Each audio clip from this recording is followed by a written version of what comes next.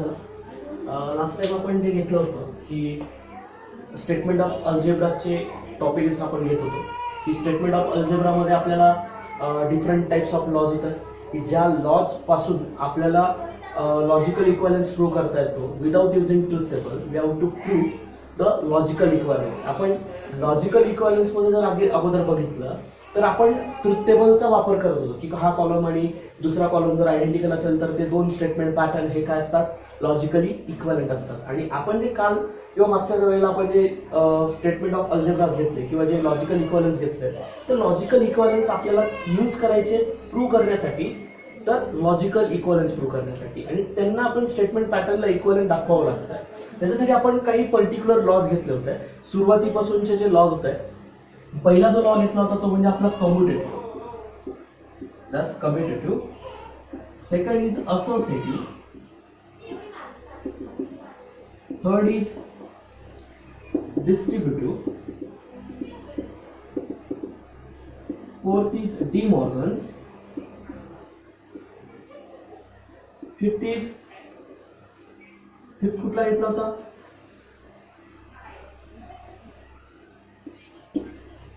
idempotent. Okay, that's idempotent. Sixth number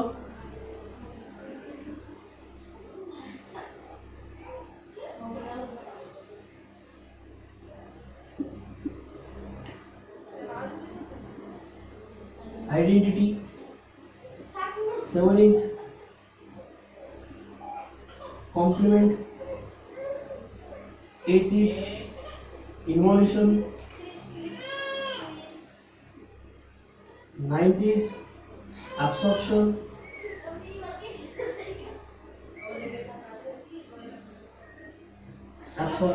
And the 10th number is complement. So condition. That's what we define as condition.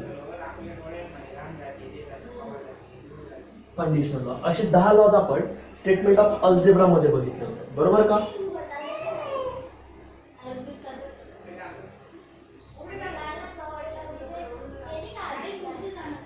Okay. Now the next part will be that. आता लक्षात घ्या हे जेवढे lodge होते जेवढे आपण नाव घेतले त्यांचे प्रकार तेवढ्याच पद्धतीचे राहतील. ओके. कम्युटेटिव्ह म्हटलं कम्युटेटिव्ह आपण ज्या पद्धतीने घेतो त्यावेळेला आपण कम्युट म्हणजे काय जर आपण स्टेटमेंटची अदलाबदल केली आणि कनेक्टिव्ह तेच ठेवले तर आपल्याला ट्रूथ जे त्याचे आयडेंटिकल व्हॅल्यू ज्या मिळतात त्या इझिली मिळत असतात. म्हणजे P and Q equal to Q and P. Okay. P आणि क्यूची अदलाबदल केली ऍड कनेक्टिव्ह बदलत नाही. ओके. और पण त्याच ठिकाणी तसंच असणार आहे. असोसिएटिव्ह हा कोणाशी रिलेटेड असतो ब्रॅकेटशी रिलेटेड असतो. Associative is related to our bracket. ब्रॅकेटमध्ये एक लक्षात असू द्यायचं ब्रॅकेटच्या मध्ये आणि बाहेरची साईन ही सेम असायला पाहिजे.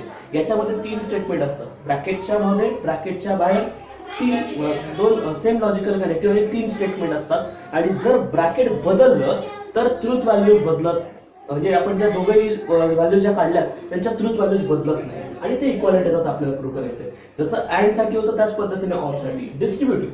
आता डिस्ट्रीब्युटिव्ह लॉ घेत असताना 3 स्टेटमेंट येतात. इथेही ब्रॅकेट असतो पण ब्रॅकेटच्या आतमध्ये वेगळं लॉजिकल कनेक्टिव्ह आणि बाहेर हे वेगळं लॉजिकल कनेक्टिव्ह. नाव आणि मग बाहेरच्या लॉजिकल कनेक्टिव्हला आपण आतमधल्या स्टेटमेंटसाठी जे 2 स्टेटमेंट असतात त्यांना काय करत असतो आपण डिस्ट्रीब्यूट करत असतो. आणि ज्या पद्धतीने डिस्ट्रीब्यूट करता येतं तसं आपल्याला कॉमन बाहेर पण काढता आलं पाहिजे. तसं कॉमन बाहेर सुद्धा काढता आलं पाहिजे. नंतर इथे परत 2 अँड आणि ऑर साठी इंटरचेंज करून आपल्याला डिस्ट्रीब्युटिव्ह 2 पद्धती येतात. De Morgan's. हा डी मॉर्गन्स आपण ऑलरेडी अगोदर घेतलेला आहे. डी मॉर्गन्स म्हणजे काय that's negation of the conjunction. कंजंक्शनचं निगेशन. जर 2 स्टेटमेंटमध्ये अँड कनेक्टिव्ह असेल तर त्याला कंजंक्शन म्हणत असतो. कंजंक्शनचं निगेशन घेत असताना that's what is called negation of conjunction. Negation घेतलं तर ते कंजंक्शनचं निगेशन कन्वर्ट होतं डिस्जंक्शन मध्ये त्यांच्या रिस्पेक्टिव्ह निगेशन्स मध्ये. डिस्जंक्शनचंही त्याच पद्धतीने. आयडेंपोटेंट लॉ. आयडेंपोटेंट लॉ कसा होता if you take as P and P then itself again P. P और पी इटसेल्फ अगेन पी. म्हणजे हा स्वतःसाठीच इटसेल्फ होता हे लक्षात असू द्या.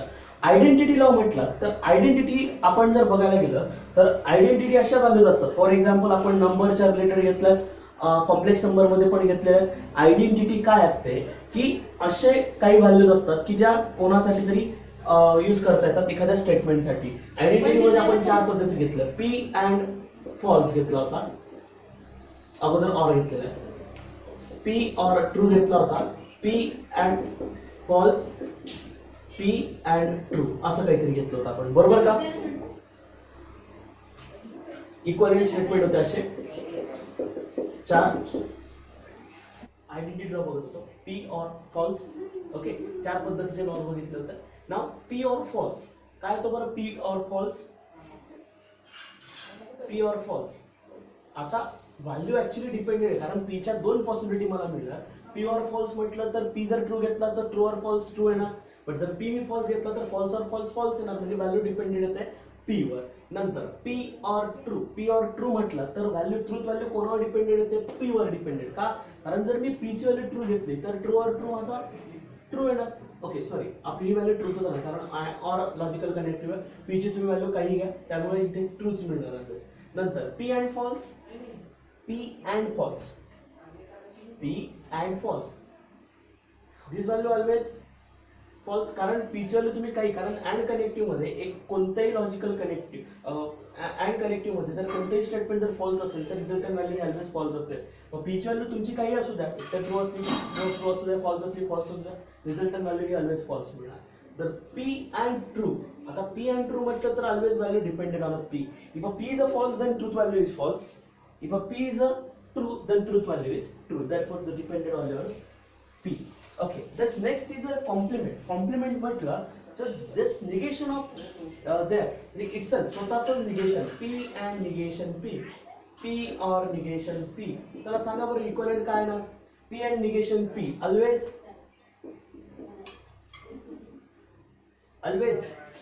false राहणार. का? कारण p ची व्हॅल्यू ट्रू घेतली तर हा फॉल्स आहे, जर पी ची व्हॅल्यू फॉल्स घेतली तर हा ट्रू आहे. मग एक जरी फॉल्स असला रिझल्ट व्हॅल्यू फॉल्स मिळते.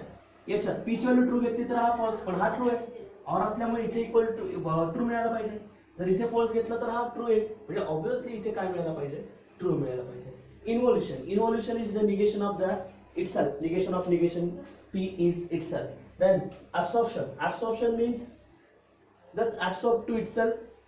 द डिस्ट्रीब्युटिव्ह आणि हा सारखाच, पण डिस्ट्रीब्युटिव्ह मध्ये 3 स्टेटमेंट असतात तर याच्यात 2 असतात आणि ऑब्विसली साइन पण सेम असतात, पण ऍब्सॉर्ब करून फक्त इटसेल्फ पी येतो आणि ते लॉजिकली काय येतात ते दोघं पण इक्वलेंट येतात. जस्ट कंडिशनल, कंडिशनल म्हटलं तर कंडिशनल मध्ये पहिला जो पार्ट होता पी इम्प्लाइज क्यू आणि दुसरा जो पार्ट होता P double implies Q. P implies Q, आता एक लक्षात घ्या, हे जेवढे पण आहेत हे जेवढे 9 त्याच्यामध्ये अँड आणि ऑरच आलाय, लक्षात घ्या.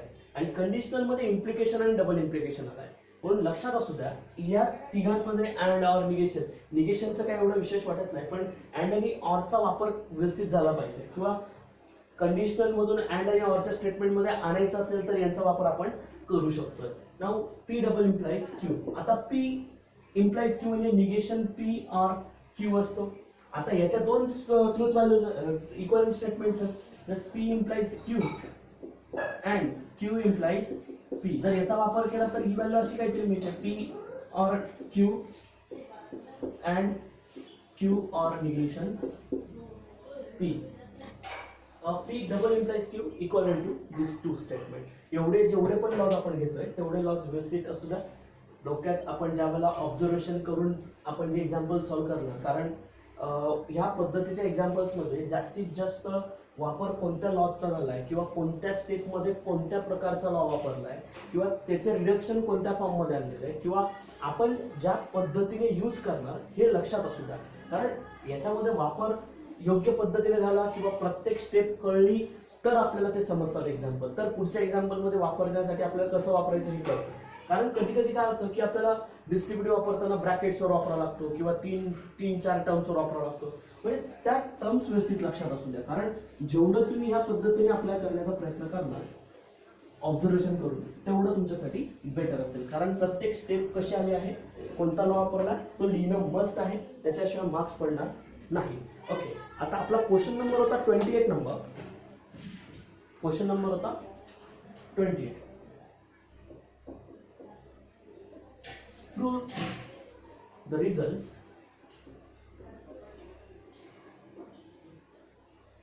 without using परीक्षेत ह्याच टाईपचा क्वेश्चन आहे truth table. Without using truth table. Now the first example is P double implies Q equivalent to P and Q or negation P negation Q. आता सगळ्यात महत्त्वाची गोष्ट, जर तुम्ही असं काही प्रूव्ह करत असाल, आपण जनरली ट्रिग्नोमेट्रीमध्ये पण हा एक क्रायटेरिया यूज करत होतो की LHS आणि RHS मध्ये काय काय दिले, किंवा LHS वरनं RHS मध्ये प्रूव्ह करत असताना LHS काय दिलेलं आहे त्याच्यावरनं RHS मध्ये पोहोचत असताना, किंवा आपल्याला कोणत्या पद्धतीने रूल्स यूज करता येतील हे आपण अगोदर विचार करणार, बरोबर आहे. इथे डबल इम्प्लिकेशन आहे, तर इथे अँड ऑर निगेशन आहे. ऑब्विसली म्हणजे डबल इम्प्लिकेशन मध्ये निघून मला अँड आणि ऑर मध्ये जावं लागेल आणि त्यानंतर मला हा रिझल्ट कुठेतरी मिळणार आहे. म्हणून लक्षात असू द्या की LHS साईडला कोण आहे आणि RHS साईडला कोण आहे हे लक्षात असू द्या. नाव दस लेट डायरेक्टली प्रूव्ह करायला सुरुवात करायची. P double implies Q.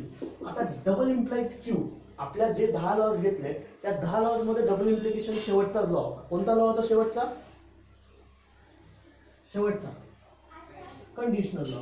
मग मी कंडिशनल लॉ वापरतो, thus P implies Q and Q implies P, which is again equivalent to negation P or Q and negation Q or P. ये दोन statement होते का? That's using an conditional law. Okay, now पुढे लक्षात घ्या, target माझं RHS आहे. Target काय? RHS P and Q or negation P and negation Q. मला असा काहीतरी पॅटर्न पाहिजे आणि मग मला याला रिड्यूस करत करत कुठपर्यंत जायचं लक्षात घ्या. आणि महत्त्वाची गोष्ट म्हणजे ब्रॅकेटच्या मध्ये कोणतं कनेक्टिव्ह आहे, ब्रॅकेटच्या बाहेर कोणतं कनेक्टिव्ह आहे हे लक्षात ठेवणं मस्ट आहे. आता याच्यात जर विचार केला तर ऑर आहे, इथे पण ऑर आहे आणि याच्यामध्ये तुम्हाला कोणीतरी दिसतंय अँड आहे, बरोबर ना. इथे दोघं ठिकाणी ऑर, इथे अँड. पण अजून काय वापरू शकतात मला तुम्ही सांगायचं आहे. Which criteria will be used? काय करू शकतो जर तुमच्या पद्धतीने सांगायचं ना, कॉमन कोणी निघेल किंवा कोणाला डिस्ट्रीब्यूट करू शकतो किंवा ऍडजस्टमेंट करू शकतो. कम्युटेटिव्ह वगैरे वापरून तर आपल्याला करता येणार नाही, कारण का इंटरचेंज जरी केले तरी काही फरक पडत नाहीये. इथे अँड आहे, इथे ऑर आहे, इथे ऑर आहे, आणि इंटरचेंज केले तरी काही फरक पडत नाही. इथे अँड असल्यामुळे आपण डिस्ट्रीब्युशन शिवाय आपल्याला विचार करता येणार नाही. मग मी काय करतो, हा जो बाहेरचा ब्रॅकेट आहे हा लक्षात घ्या. मला सांगा या पूर्ण ब्रॅकेटला मी P ऍझ्युम करतो. ओके, आता मला एक सांगा, ह्या ब्रॅकेटच्या मध्ये कोणती साईन आहे? ब्रॅकेटच्या मध्ये कोण आहे? ऑर. ब्रॅकेटच्या बाहेर कोण आहे? अँड. इथे ऑर आहे, इथे अँड आहे, म्हणजे हा ब्रॅकेट ह्या दोघांना पण काय होणार?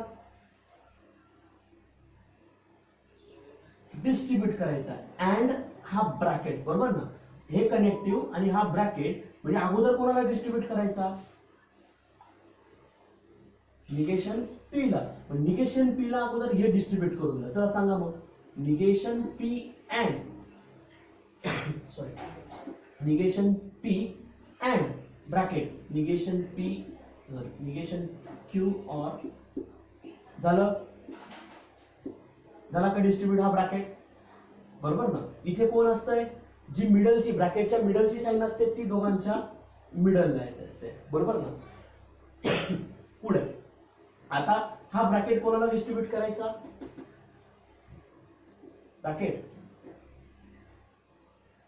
हा ब्रॅकेट कोणाला डिस्ट्रीब्यूट करायचा? आता Q ला. ब्रॅकेट मध्ये Q and this bracket negation Q और P. पण बघा आता व्यवस्थित बघा काय केलं बरं मी याच्यात. सगळ्यात महत्वाची गोष्ट, कारण डिस्ट्रीब्युटिव्ह कसा वापरतोय तुम्ही, नुसतं एका स्टेटमेंटला दुसऱ्यामध्ये ब्रॅकेटमध्ये डिस्ट्रीब्यूट नाही करू शकत, तर कधी कधी मोठे ब्रॅकेट पण तुम्ही डिस्ट्रीब्यूट करू शकता. जसं मी हा ब्रॅकेट होता, हा ब्रॅकेटच्या ब्रॅकेट ह्या निगेशन P ला आणि Q ला काय केला? डिस्ट्रीब्यूट केला. लक्षात येतंय का काय सांगतोय? काय डिस्ट्रीब्यूट केला? कारण इथे साईन वेगळी होती, इथे साईन वेगळी होती, म्हणून हा ब्रॅकेट उचलला, याला डिस्ट्रीब्यूट केला. समजतंय का? ब्रॅकेट या दोघांना पण डिस्ट्रीब्यूट केला. Negation P and this bracket मध्ये ऑर आला, Q अँड दिस ब्रॅकेट. दोघांमध्ये कॉमन कोण दिसतंय बरं? कॉमन दिसतोय का? म्हणजे मी जसा तसा बाहेर पण काढू शकतो, बरोबर ना? जसा तसा बाहेर पण काढू शकतो. बाहेर निघाला की हेच परत मिळेल, negation P or Q. Negation P or Q हा ब्रॅकेट ऍज इट इज मिळेल. म्हणजे मी काही चेंज करत नाही, मी फक्त लॉ वापरला, फक्त पर्टिक्युलर ब्रॅकेट डिस्ट्रीब्यूट केला आतमधल्या दोन स्टेटमेंटसाठी. Just using and distributed.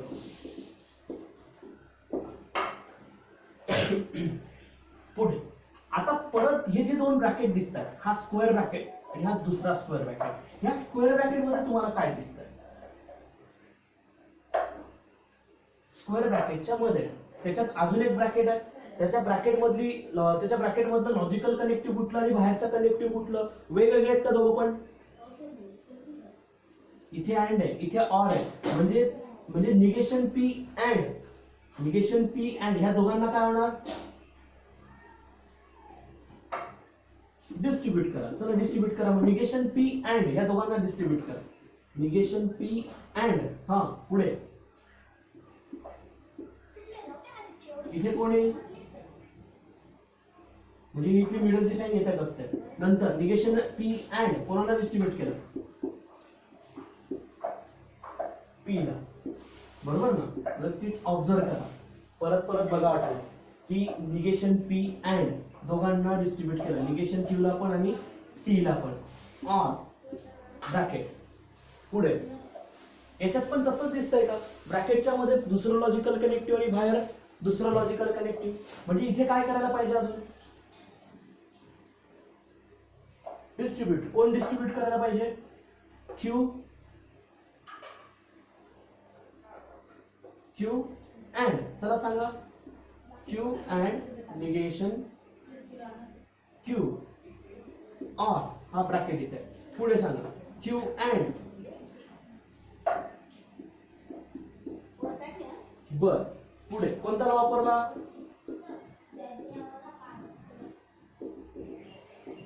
दोघं ठिकाणी सेम वापरला आपण. ओके, दोघं वेगवेगळे होते ब्रॅकेट, त्यामुळे इझिली आपण युज करू शकतो. पुढे सांगा. आता याच्यात काहीतरी दिसत असेल तुम्हाला, ह्या पूर्ण ऑब्झर्वेशन करा. याच्यात काहीतरी ओके. आता ह्या ब्रॅकेटमध्ये आणि ह्या ब्रॅकेटमध्ये तुम्हाला काय दिसतंय? कुठला लॉ तुम्ही यूज करू शकता किंवा तुम्हाला रिड्यूस करताना तुम्ही काय यूज करू शकता सांगा बरं याच्यात. Which law use at here? आता हा जर ब्रॅकेट बघितला तर या दोन ब्रॅकेट्स मध्ये काहीतरी दिसतंय. निगेशन पी अँड पी म्हणजे पीचंच निगेशन वापरलंय, बरोबर. आणि कनेक्टिव्ह कोण आहे? अँड आहे. इथे पण क्यूचं निगेशन आणि स्वतः क्यू आहे आणि दोघांमध्ये कोण आहे? अँड कनेक्टिव्ह आहे. तर याची व्हॅल्यू काय येणार? इक्वलंट कोणाशी येणार? ही व्हॅल्यू फॉल्स. ही कोणाशी इक्वलंट येणार? आता बघा, negation P and negation Q or false. या पूर्ण ब्रॅकेटची व्हॅल्यू किती आली? फॉल्स आली. Bracket complete. ऑर पुढे false or Q and P bracket completed. कोणता लॉ वापरला आपण? Complement law. Let's use that here, the complement law. Next, आता मला सांगा, आता अगोदर विचार करणं मस्त आहे की ऑर फॉल्स आहे, बरोबर का? हा ब्रॅकेट याला मी पी अजून केलं, पी ऑर फॉल्स, बरोबर का? म्हणजे जर सपोज दॅट हा ब्रॅकेट माझा टी आहे, टी ऑर फॉल्स, हा ब्रॅकेट माझा टी आहे. ओके, फॉल्स ऑर टी, कोणता लॉ वापरणार तुम्ही? आयडेंटिटी. मग मला सांगा, इथे ऑर आहे आणि हा टी ऑर फॉल्स, काय येणार? टी ऑर फॉल्स म्हणजे टी येईल ना. म्हणजे टी म्हणजेच कोण? माझा हा ब्रॅकेट. म्हणजेच व्हॅल्यू कोणावर डिपेंडेड होते? या ब्रॅकेटवर डिपेंडेड होते. फॉल्स आहे, ऑर फॉल्स आहे, ऑर फॉल्सचा काही फरक पडणार नाही. कारण सांगतो, जी या ब्रॅकेटची व्हॅल्यू असेल, या ब्रॅकेटच्या दोन पॉसिबिलिटी, जशा पीच्या दोन पॉसिबिलिटी याच्या, तशा या ब्रॅकेटच्या दोन पॉसिबिलिटी. जर हा ब्रॅकेट ट्रू आला तर रिझल्टंट व्हॅल्यू ट्रू असेल, जर हा ब्रॅकेट फॉल्स आला तर रिझल्टंट व्हॅल्यू फॉल्स असेल. म्हणजे ही जी याची ट्रूथ व्हॅल्यू डिपेंडेड आहे, बरोबर ना? मग or false as it or false असल्यामुळे आपल्याला फक्त ब्रॅकेटवर डिपेंडेड येते. Negation P and negation Q झालं हे ऑर हा ब्रॅकेट. ओके, हा ऑर परत याच्यात पण तेच आहे का, फॉल्स ऑर, बरोबर ना. म्हणजे क्यू अँड पी. कोणता लॉ वापरला आपण इथे, identity law, using a identity law. Next चला आता बघा बरं, ऑब्झर्व करा बरं, माझी RHS मला मिळते का याच्यात, माझी RHS मिळाली का इथे. टर्म बघा, negation P and negation Q मिळाला, बरोबर. इथे क्यू अँड पी आहे तर इथे पी अँड क्यू आहे. यांच्यात मी इंटरचेंज करू नका दोघांना. जर इंटरचेंज करतो तर कोणता लॉ असतो बरोबर, आदला बदल केला तर कोणता लॉ असतो, कम्युटेटिव्ह. मग क्यू अँड पी च्या ऐवजी पी अँड क्यू लिहिलं तर चालेल.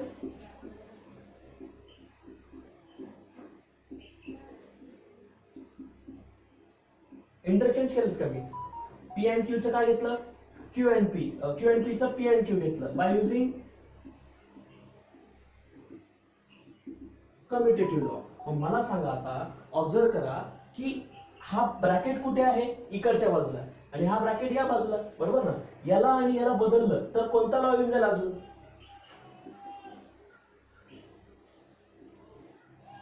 Commutative law, negation P and negation Q. बघा बरं कोणता लॉ वापरला आपण इथे, कम्युटेटिव्ह दोन ब्रॅकेटच्या मध्ये, दोन ब्रॅकेटच्या मध्ये कम्युटेटिव्ह लॉ वापरला. आता मला सांगा पोरांनो, जे मला रिक्वायर्ड होतं ते प्रूव्ह होतंय का, जे मला रिक्वायर्ड होतं ते प्रूव्ह होतंय. लक्षात घ्या, पुन्हा एक लक्षात असू द्या की ज्या वेळेला आपण LHS वरून RHS प्रूव्ह करत असतो त्यावेळेला आपण फक्त प्रॉपरली अप्रोच जरी करत गेलं तरी ऑटोमॅटिकली आपण इथपर्यंत पोहोचतोय. एखाद्या एक्झाम्पलचं सोल्युशन आपण 2-3 पद्धतीने काढू शकतोय, पण एक फरक एकच पडत असतो की ते एखादं एक्झाम्पल लेंदी झालं तर आपल्या स्टेप वाढत असतील तर आपण वेगवेगळ्या पद्धतीने पोहोचू शकतोय, पण स्टेप वाढत असल्या तर आपण आपला ट्रॅक थोडासा मोठा झाला असं काहीतरी आपण म्हणत असतो, पण चुकत नाही. जर आपण व्यवस्थित आणि राईट स्टेप जर घेतले असतील तर चुकत नाही. म्हणून लक्षात असू द्या की प्रत्येक स्टेप मध्ये मी काय काय केलंय परत एकदा सांगतोय. लक्षात घ्या, पी डबल इम्प्लाइज क्यू होता. पी डबल इम्प्लाइज क्यू वाला म्हणजे ऑब्व्हियसली मी इथे कंडिशनल लॉ वापरला. कंडिशनल लॉ वापरून मी काय केलं, just using and P implies Q म्हणजे negation Q or P, and as it is Q implies P म्हणजे negation Q or P, just using and conditional law, जे आपण 10व्या नंबरच्या लॉ मध्ये घेतलेलं आहे. नंतर मी काय केलं, हा जो ब्रॅकेट होता अँड दिस ब्रॅकेट या निगेशन पी ला आणि क्यू ला काय केला, डिस्ट्रीब्यूट केला. व्यवस्थित बघा, हा पूर्ण ब्रॅकेट मी डिस्ट्रीब्यूट केला. P negation P and this bracket, negation P ला डिस्ट्रीब्यूट केला बघा, हा ऑर इथे आला. नंतर क्यू ला पण हा ब्रॅकेट डिस्ट्रीब्यूट केला, क्यू अँड दिस ब्रॅकेट बघा इथे, म्हणजे कोणता लॉ वापरला आपण, डिस्ट्रीब्युटिव्ह वापरला. आता जर विचार केला तर ह्या स्क्वेअर ब्रॅकेटमध्ये आणि ह्या स्क्वेअर ब्रॅकेटमध्ये परत एकदा डिस्ट्रीब्युटिव्ह येतोय. लक्षात घ्या, म्हणजे निगेशन पी अँड आणि डिस्ट्रीब्युटिव्ह केव्हा वापरतोय, जेव्हा ब्रॅकेटच्या मध्ये आणि ब्रॅकेटच्या बाहेरची साईन ही वेगवेगळी असते. मग इथे साईन्स बघा, इथे अँड आहे, इथे ऑर आहे, मग निगेशन पी ह्या दोघांना मी डिस्ट्रीब्यूट करू शकतोय. मग negation P and negation Q, हा ऑर इथे आला, निगेशन पी अँड पी हा इथे आला, बरोबर. हा or as it is P Q and P आणि इथे ब्रॅकेटच्या साईन मध्ये ब्रॅकेटमध्ये कोण आहे, ऑर आहे, म्हणजे Q and negation Q and P इथे आला आणि हा ऑर दोघांच्या मध्ये आला. आता परत एकदा आपण डिस्ट्रीब्युटिव्ह लॉ इथे वापरला होता. नंतर आता ह्या ब्रॅकेटमध्ये विचार केला तर हा छोटा ब्रॅकेट आपला कॉम्प्लिमेंट लॉ एक्झिस्ट करतोय, म्हणजे स्वतःच निगेशन असेल तर त्याची जर अँड कनेक्टिव्ह असेल तर त्याची ट्रुथ व्हॅल्यू फॉल्स येते, म्हणजे इक्वल टू फॉल्स येतो. क्यू अँड निगेशन क्यू घेतला तर त्याची ट्रुथ व्हॅल्यू फॉल्स येते. बाकीचा ॲज इट इज ठेवलाय, फक्त या दोघांच्या व्हॅल्यूज मी पुट केल्या, कारण अँड आहे. जर याच्या जागी ऑर आला असतं तर त्या ठिकाणी ट्रू घ्यावा लागलं असतं. इथे पण अँड आहे म्हणून इथे फॉल्स घेतलाय. बाकीचा हा bracket as it is or आणि ह्या ब्रॅकेटची व्हॅल्यू ऑर हा ॲज इट इज, या ब्रॅकेटची व्हॅल्यू फॉल्स, हा or as it is, Q and P as it is. नंतर आपण जर बघितलं तर आयडेंटिटी लॉ असं सांगतोय, जर ऑर कनेक्टिव्ह असेल दोघांच्या मध्ये तर ट्रुथ व्हॅल्यू ही त्या ब्रॅकेटवर किंवा त्या स्टेटमेंटवर डिपेंडेड आहे. म्हणजे या स्टेटमेंट पॅटर्नवर माझ्या ट्रुथ व्हॅल्यूज डिपेंडेड आल्या आणि ऑर फॉल्स असल्यामुळे आपण इझिली कन्वर्ट करू शकतोय. मग हा ब्रॅकेट ॲज इट इज झाला, हा ऑर ॲज इट इज आणि हा ब्रॅकेट पण ॲज इट इज झाला. आता आपल्याला बाकीचं काहीच करायचं नव्हतं, जे मला रिक्वायर्ड होतं ते ॲज इट इज मला मिळून गेलं. मग मी या दोघांमध्ये कम्युटेटिव्ह वापरला, क्यू अँड पी च्या ऐवजी काय लिहिला, पी अँड क्यू अँड पीच्या ऐवजी पी अँड क्यू लिहिला. नाव कम्युटेटिव्ह लॉ वापरला फक्त. हा ब्रॅकेट आहे, नंतर हा ब्रॅकेट इकडे लिहिला, हा ब्रॅकेट इकडे चेंज केला, इंटरचेंज करून घेतले दोघं ब्रॅकेट, म्हणजे माझा कम्युटेटिव्ह लॉ झाला. मला जे प्रूव्ह करायचं होतं ते या ठिकाणी एक्झिस्ट होत आहे. समजतंय का हे? ओके, आपण नंतर स्वतः अप्लाय करून बघा. हे जरी झालं तरी एक्झाम्पल घ्या, एक्झाम्पल स्वतःच्या हाताखालून एकदा तयार करा. स्वतः कोणते कोणते लॉ आणि कुठल्या स्टेपमध्ये करायचे ह्या एक्झाम्पल्स आपल्याला परफेक्ट करायचे आहे, लक्षात असतं. नेक्स्ट एक्झाम्पल होता.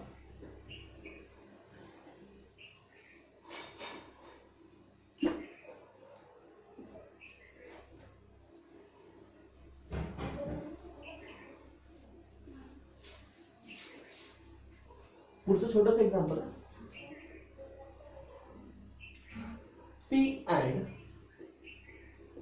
P and Q or negation P equivalent to P and Q. एकदम सोपं एक्झाम्पल, 2-3 स्टेप मध्ये आन्सर मिळेल. पटकन तुम्ही सांगायचंय मला.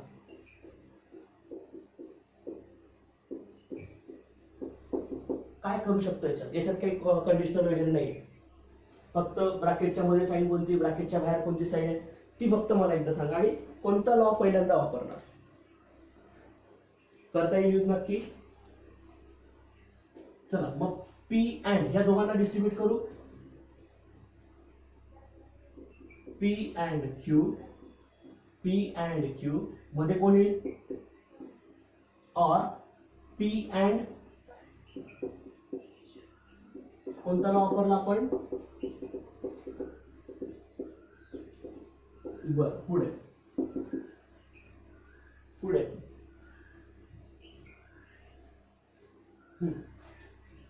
P end negation P, very good, last one line. और काही व्हॅल्यू बाय कॉम्प्लिमेंट. बर हा और फॉल्स आहे, हा ब्रॅकेट और फॉल्स आहे, मग व्हॅल्यू कोणावर डिपेंडेड आहे, इथे और आहे. पी अँड क्यू ना, याच्या दोन पॉसिबिलिटी, याची व्हॅल्यू जर ट्रू आली ट्रू और फॉल्स ट्रू येणार, जर याची व्हॅल्यू फॉल्स आली तर फॉल्स और फॉल्स फॉल्स येणार, म्हणजे या ब्रॅकेटवर व्हॅल्यू डिपेंडेड आहे. इक्वल टू काय, पी अँड क्यू. म्हणजे कोणता वापरला आपण, हेच प्रूव्ह करायचं होतं का, नसतं. 2-3 स्टेप मध्ये आन्सर. थर्ड परत एकदा छोटस एक्झाम्पल आहे, तुम्ही सांगायचं आहे. negation P or Q or negation P and Q equivalents to negation P. सगळं रिड्यूस करून निगेशन P वर पोहोचायचं आहे. एकदम छोटासा पार्ट आहे, इझिली पटकन लक्षात येणारा पार्ट आहे, लगेच समजून जाईल. बघा, निगेशन P और Q ब्रॅकेटच्या बाहेर निगेशन आहे, और निगेशन P and Q. चला काय करणार तुम्ही मला सांगायचं आहे, काय एक्झॅक्टली तुमच्या डोक्यात सुचतं. या पहिल्या ब्रॅकेट मध्ये डिमॉर्गन्स लॉ वापरायचा. चला डिमॉर्गन्स लॉ वापरला, निगेशन पी और ऑरचा काय होईल, निगेशन क्यू. ओके, मध्ये कोण आहे, निगेशन पी अँड क्यू. कोणता लॉ वापरला आपण, डिमॉर्गन्स लॉ. बर पुढे काय दिसतंय तुम्हाला, डिस्ट्रीब्युटिव्ह कसा वापरायचा. या ब्रॅकेट मध्ये कोणती साईन आहे बरं, कुठला कनेक्टिव्ह आहे दोघांमध्ये, अँड. इथे कोण आहे, अँड आहे. इथे कोण आहे, और. याच्यात कोण कॉमन दिसतंय दोघं ब्रॅकेट्स मध्ये, निगेशन पी अँड कॉमन दिसतोय, बरोबर का. त्याला बाहेर काढा. बाहेर काढणं म्हणजेच किंवा बाहेर मध्ये जाऊ देणं म्हणजेच काय, माझा distributive law. Negation P and मी बाहेर काढला तर ब्रॅकेट मध्ये उरलं कोण मग, निगेशन क्यू और क्यू. कोणता लॉ वापरला आपण इथे पण, डिस्ट्रीब्युटिव्ह लॉ. पुढे काय दिसतंय आता,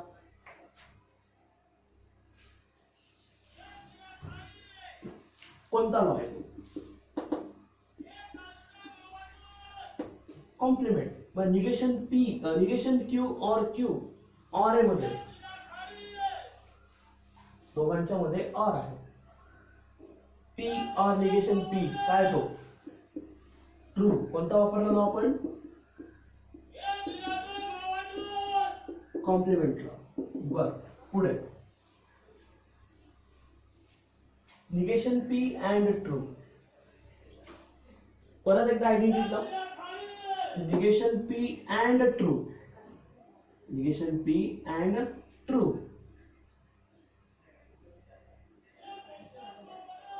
व्हॅल्यू याची जर व्हॅल्यू ट्रू आली तर ट्रू अँड ट्रू ट्रू येईल.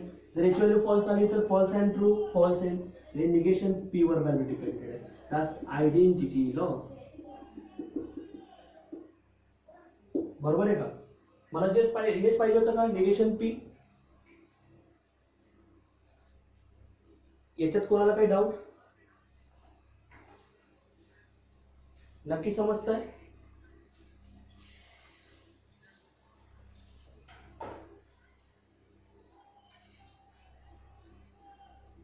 हो, विचारले जातात. लॉज विचारले जातील.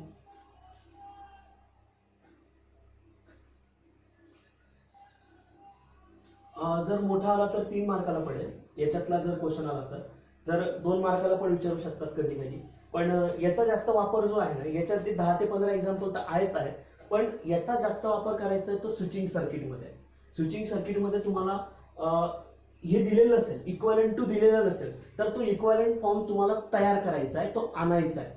म्हणजे याला इक्वलंट जर सपोज तुम्हाला सांगितलं हे तुमचं स्विचिंग सर्किट आहे, त्याला रिड्यूस करा आणि ह्या फॉर्म मध्ये आणा, किंवा तुम्हाला हा फॉर्म दिलेला नसेल तर त्याला रिड्यूस करा, एवढंच फक्त सांगितलेलं असेल. बस रिड्यूस द स्विचिंग सर्किट एवढंच म्हटलेलं असतं. बस तुम्हाला रिड्यूस करून तो इक्वलंट फॉर्म तयार करावा लागतो. आणि कमीत कमी स्विचिंग सर्किट, कमीत कमी स्विचेस त्याच्यामध्ये पाहिजे असतात, आणि जेवढे कमी असतील तेवढं त्याला रिडक्शन म्हटलं जातं.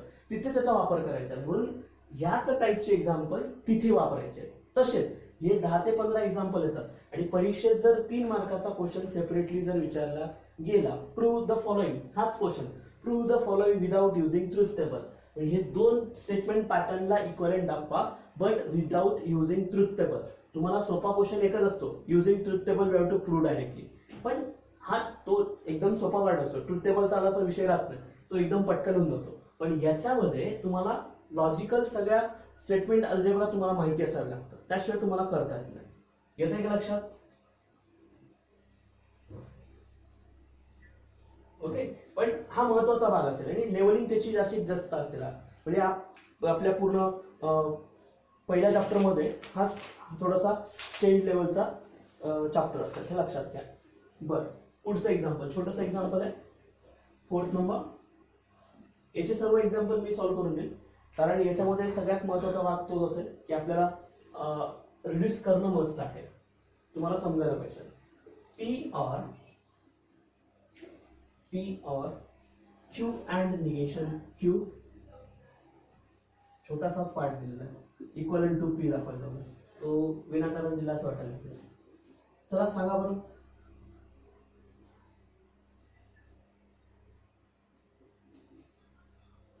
डिस्ट्रीब्युटिव्ह वापरायचा नक्की? अरे डायरेक्ट येईल ना, डायरेक्ट कॉम्प्लिमेंट लॉ येतोय ना. Q and negation Q काय तो?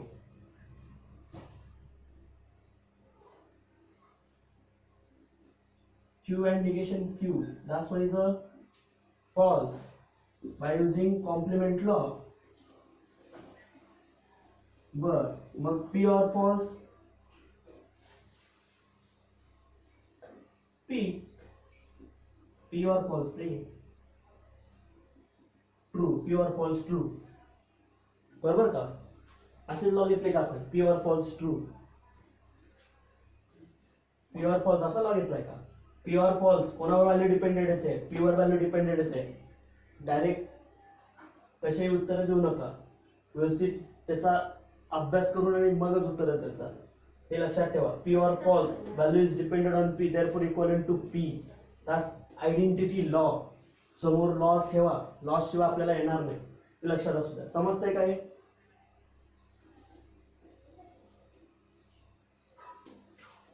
नेक्स्ट एक्झाम्पल बघा.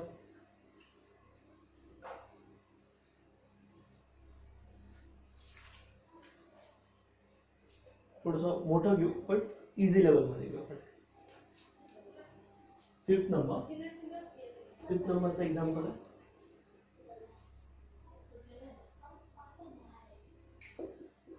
P and negation P or negation Q bracket completed and Q. Q हा डायरेक्ट ब्रॅकेटच्या आहे, स्क्वेअर ब्रॅकेटच्या बाहेर आहे, इक्वलंट टू फॉल्स. चला LHS घेतोय.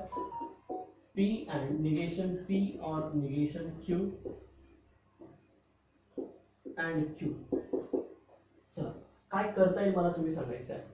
Which law use at here or which condition will be followed. Square ब्रॅकेटच्या मध्ये distributive law आपण use करू शकतो आणि त्याला रिड्यूस करू शकतो. बरोबर, ब्रॅकेटच्या बाहेर आणि ब्रॅकेटच्या मध्ये साईड वेगळी, तर पी अँड ह्या दोघं टर्म्सला काय येणार, डिस्ट्रीब्युटिव्ह होणार. मग मी पी अँड, चला पी अँड पी और P and negation Q. P and negation Q. Bracket completed and Q. Okay. चला पुढे काय करताय.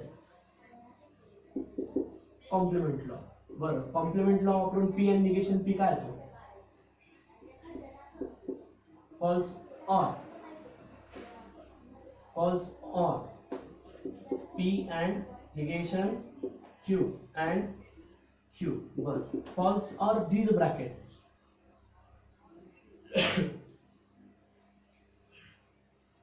False or these bracket. P and negation Q and Q. बरोबर का, हा and Q as it is. अरे आपले लॉज घ्यायचे राहतात. इथे आपण कोणता वापरलाय, डिस्ट्रीब्युटिव्ह. इथे कुठला वापरला होता, कॉम्प्लिमेंट. आणि इथे कोणता वापरला आपण, आयडेंटिटी. बरं पुढे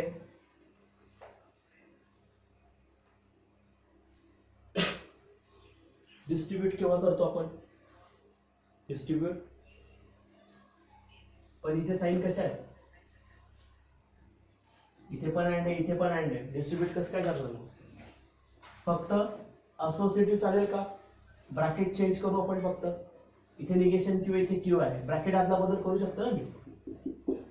P and negation Q and Q. कोणता लॉ वापरला,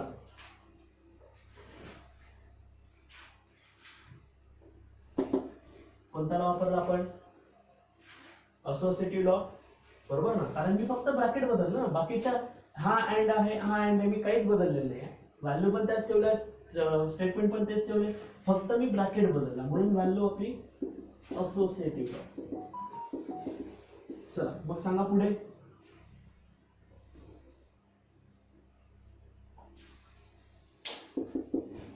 निगेशन क्यू अँड क्यू काय आहे,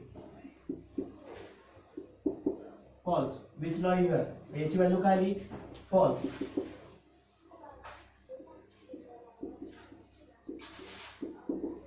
कोणता लॉ वापरला आपण, कॉम्प्लिमेंट. पी अँड फॉल्स काय तो, पी अँड फॉल्स. फॉल्स कशानुसार, झालं ना. इक्वल टू काय पाहिजे होतं मला,